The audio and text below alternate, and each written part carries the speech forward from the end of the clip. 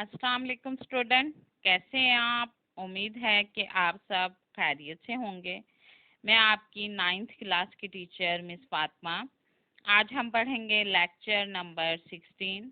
Lecture number 16 में हमने पढ़ना है सबक नंबर 4, शायरों के लतीफ़े। यानी शायर जो हैं वो किस किस्म की बातें करते हैं और किस किस्म का उनका अंदाज होता है। आज हमने उनके पढ़ने हैं अल्फाज, मायनी और सवालों के जवाबात। शायरों के लतीफ़े के अल्फाज, मायनी के अल्फाज ये हैं। इश्तियाक। इश्तियाक का मायनी है शौक होना, बहुत ज़्यादा आरजू होना या किसी चीज़ की ख्वाहिश होना। जैसे किसी को किताब पढ़ने का शौक होता है, किसी को कोई चीज़ लेने की ख्वाहिश होती है, किसी के पास अगर बहुत अच्छा पेन होता है तो वो उसका दिल चाहता है कि वो उसकी जो है वो उसको खरीद ले, तो वो क्या है, वो उसकी ख्वाहिश या आरजू। बालें, सिरहाना। सिरहाना क्या होता है? जिसे हम तकिया से कहते हैं या सर के नीचे रख कर सोते हैं, उसको हम क्या कहते हैं? बाले यानी सिरहाना। आगे हम पढ़ेंगे फपूले यानी छाले। या जैसे गर्म पानी अगर किसी के बाजू पर गिर जाए तो वो फपोले से बन जाते हैं, वो मोटे मोटे से जो है वो छाले से बन जाते हैं, पानी वाले। जैसे वो अंदर उसके पानी होता है और वो ऊपर से खाल वो फूल जाती है, वो मोटे मोटे से छाले बन जाते हैं ऐसे। तकरार, बहस करना, किसी चीज के बारे में बहुत ज्यादा बात करना। यानी एक बात हो रही है, उसके बारे में आपस में जो है वो बहस शुरू हो गई है। कोई कुछ उसके बारे में, एक बच्चा कुछ कहता है, दूसरा बच्चा कुछ कहता है, इस तरह आपस में बहस करते हैं। टुक, जरा, थोड़ी सी, कम चीज को कहते हैं। खातिर जमी, इत्मीनान होना या दिल को किसी भी किस्म का सुकून महसूस होना।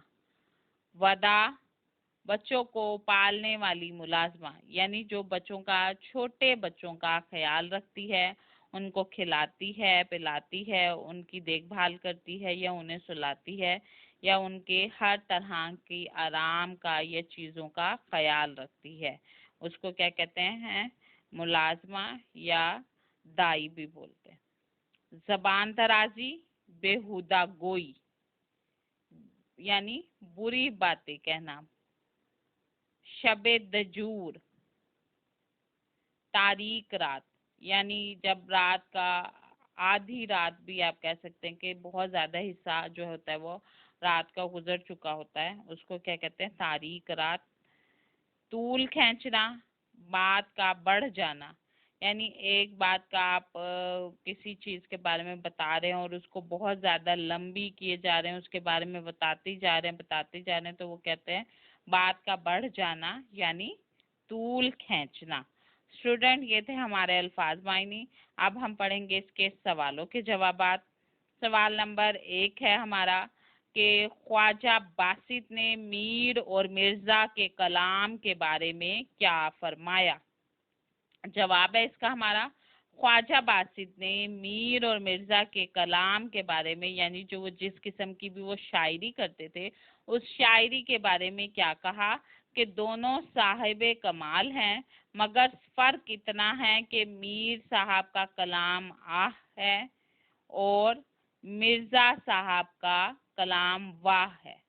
यानी दोनों की शायरी इस कदर खूबसूरत है कि उसकी मिसाल कहीं नहीं मिलती।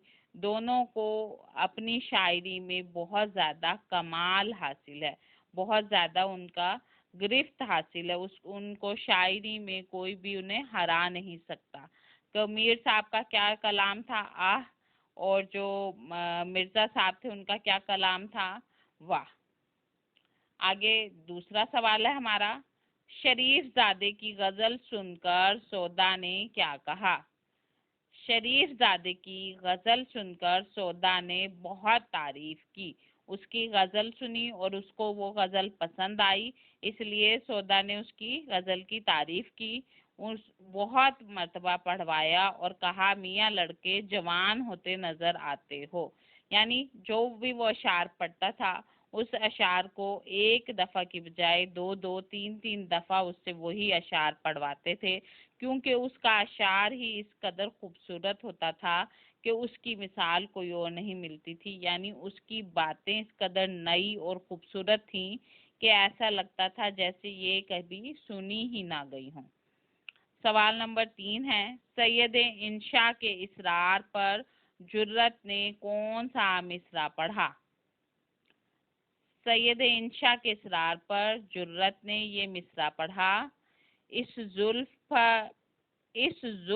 पे भपती शब्द जूर की सूजी। शब्द जूर आपको मैंने बताया है तारीख रात को कहते हैं, यानी इस जुल्फ पे भपती शब्द जूर की सूजी। आगे है, ख्वाजा साहब अपने इस शागिर्द से क्या कहा करते थे कि वो अक्सर बेरोजगारी की शिकायत से सफ़र का इरादा किया करते थे।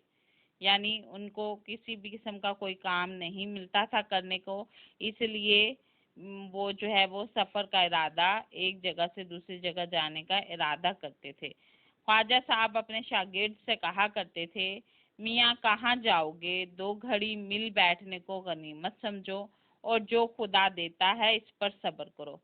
यानी शागिर्द जो था वो इतना तंग था कि उसे कहीं रोजी या जो है नौकरी नहीं मिलती थी, इसलिए वो कहता था कि मैं कहीं और चला जाता हूँ। लेकिन जो मिर्ज़ा साहब ख्वाजा साहब हैं वो उनको रोक लेते थे।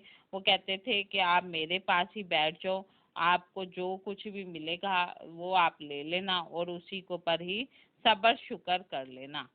आगे हमारा सवाल, साहिब आलम की ज़बान से इस वक्त क्या निकला जब हकीमुल एहसन उल्लाह खान ने जल्दी से इनके आने और जाने पर इजहार ताज्जुब किया? जवाब है इसका, साहिब आलम की ज़बान से उस वक्त निकला कि अपनी खुशी से आए ना अपनी खुशी से चले। यानी मैं अपनी खुशी से ना आया हूँ और ना ही मैं अपनी खुशी से जाऊंगा। स्टूडेंट, ये थे हमारे शायरों के लतीफ़ों के सवालों के जवाबात। आपने इसकी अच्छे से रीडिंग करनी है और इसका क्विज सॉल्व करना है। आपने इसका क्विज ज़रूर सॉल्व करना है। अगर आपको हमारे इस लेक्चर में से कोई बात समझ में नहीं आई है तो आप ज़रूर पूछ सकते हैं। आपको उसका सवाल का जवाब फौरी दिया जाएगा। स्टूडेंट, अगले लेक्चर में हम पढ़ेंगे नात के बारे में। नात की आपने रीडिंग करनी है ताकि हम उसके सवालों के जवाब डिस्कस कर सकें। शुक्रिया, अल्लाह हाफिज़।